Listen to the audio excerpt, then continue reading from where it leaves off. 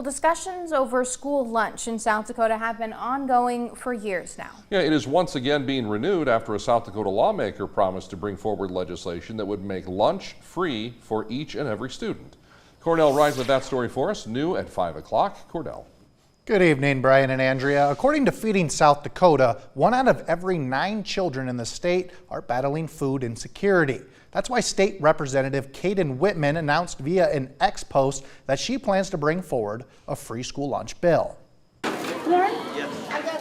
It is so frustrating to me that we have not been able to find a solution to make sure that no child goes to bed hungry. In a reply to an Argus Leader post citing Feeding South Dakota hunger statistics, Whitman said, quote, "Maybe someone will bring a free school lunch bill to the SD legislature in 2024 to help combat childhood food insecurity across our state. It's me.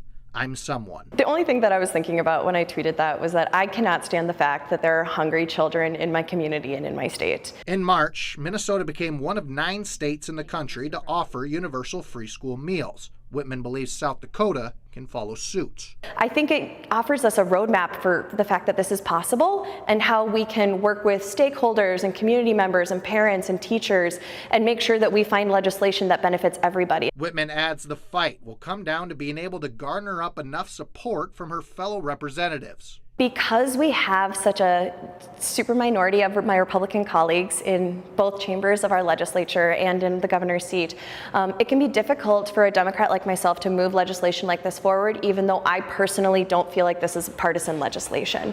At the end of the day, in order to move this bill forward through committee onto the House floor, the discussion will likely be funding. A free school lunch bill for all K-12 kids came in at just above $33 million. And I know that that sounds like a really hefty price tag, but take into account the fact that we had a tax cut passed that was $120 million a year in tax cuts. Oranges? I don't think there's a cost too great to invest in South Dakota's kids in this way. Whitman is eager to bring this bill forward once again and says she plans to do so early on in the session. She also encourages more people to get involved in this conversation.